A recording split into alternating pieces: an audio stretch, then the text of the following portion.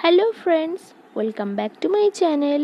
আজকে আমি শেয়ার করব এঁচোড় চিংড়ির ভর্তা। আপনারা তো এঁচোড়ের বিভিন্ন রকম রেসিপি খেয়ে থাকেন, কিন্তু এই এঁচোড় চিংড়ির ভর্তা এটা একটু অন্যরকম। তো চলুন দেখে নিই আজকের রেসিপি এঁচোড় চিংড়ির ভর্তা। যদি আমার চ্যানেলকে এখনো সাবস্ক্রাইব করে না থাকেন তাহলে অবশ্যই সাবস্ক্রাইব করবেন এবং পাশের এই বেল বাটনটি নোটিফিকেশনের জন্য অবশ্যই অন করে দেবেন, যাতে আমার নতুন কোনো ভিডিও আপনাদের মিস না হয়। আমি এখানে 500 গ্রাম ওজনের এঁচোড়কে মিডিয়াম সাইজের টুকরো করে কেটে নিয়েছি।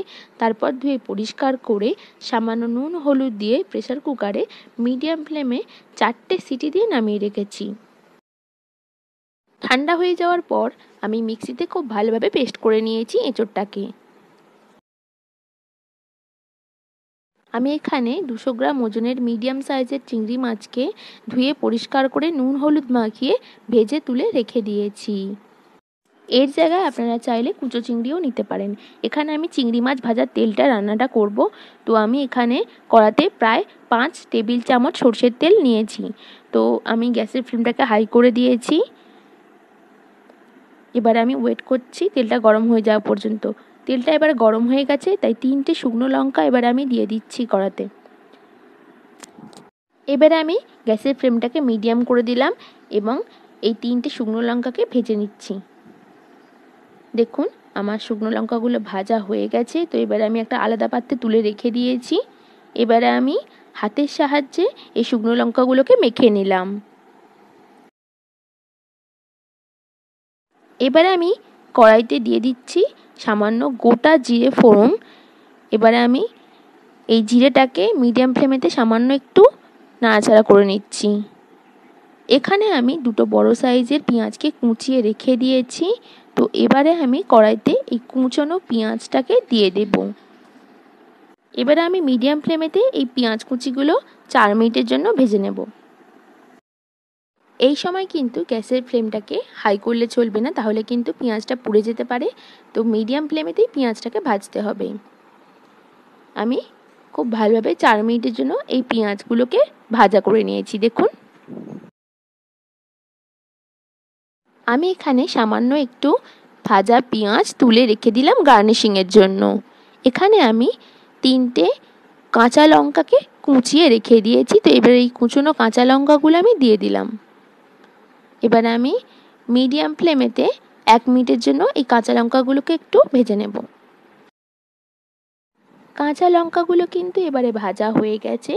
তো এবারে আমি 2 টেবিল চামচ আদা রসুন বাটা দিয়ে দেব। এবারে আমি আদা রসুন বাটাটা দেওয়ার পর মিডিয়াম ফ্লেমেতে 2 মিনিট একটু ফ্রাই করে নেব। দেখুন আদা রসুন বাটাটা এবারে আমার ভাজা হয়ে গেছে। তো এবারে আমি হলুদ গুঁড়ো দিয়ে দিচ্ছি 1/2 টিস্পুন, লঙ্কা গুঁড়ো দিচ্ছি 1/2 টিস্পুন,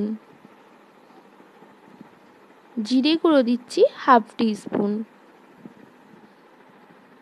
এবং ধনে গুঁড়ো দিচ্ছি 1/2 টিস্পুন। এবার আমি মিডিয়াম ফ্লেমেতে এই মশলাগুলোকে আরও 1 মিনিটের জন্য একটু ফ্রাই করে নেব। দেখুন মশলাগুলো এবারে ভাজা হয়ে গেছে। এবারে আগে থেকে মিক্সিতে পেস্ট করে রাখা এঁচোড়টাকে আমি দিয়ে দেব। এবারে আমি মিডিয়াম ফ্লেমেতেই এই এঁচোড়টাকে খুব ভালোভাবে 2 মিনিটের জন্য সমস্ত মশলার সাথে ভালোভাবে মিক্সড করে নেব।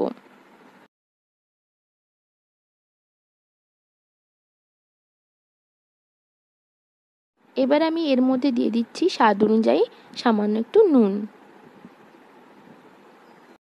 এবার দিয়ে দেব সামান্য একটু চিনি। এবার আমি এই নুন চিনিটাকে সমস্ত কিছুর সাথে খুব ভালোভাবে মিশিয়ে দিচ্ছি। এবার আমি আগে থেকে যে শুকনো লঙ্কাটা মেখে রেখে দিয়েছিলাম, তো ওটা এবারে আমি দিয়ে দিলাম। এবারে আমি এই ভেজে রাখা শুকনো লঙ্কাটাকে সমস্ত কিছুর সাথে খুব ভালোভাবে মিশিয়ে নিচ্ছি।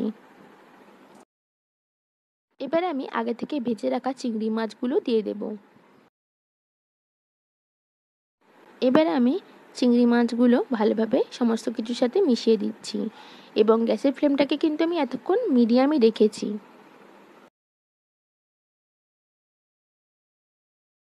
চিংড়ি মাছগুলো আমি খুব ভালোভাবে মিশিয়ে দিয়েছি সব কিছুর সাথে। এবারে আমি ওপর দিয়ে কাঁচা সর্ষের তেল ছড়িয়ে দিচ্ছি এবং গ্যাসটাকে বন্ধ করে দিলাম। এবারে আমি এই কাঁচা সর্ষের তেলটা সমস্ত কিছুর সাথে একটু মিশিয়ে দিচ্ছি। তো এবারে আমার রান্না একদম কমপ্লিট। আমার আজকের রেসিপি এঁচোড় চিংড়ির ভর্তা রেডি হয়ে গেছে। এটা গরম গরম ভাতের সাথে খেতে অসাধারণ লাগে। তো চাইলে একদিন বানিয়ে দেখতে পারেন। আমার এই রেসিপি যদি ভালো লেগে থাকে তাহলে অবশ্যই লাইক করবেন, শেয়ার করবেন এবং অবশ্যই আমাকে কমেন্ট করে জানাবেন কেমন লাগলো।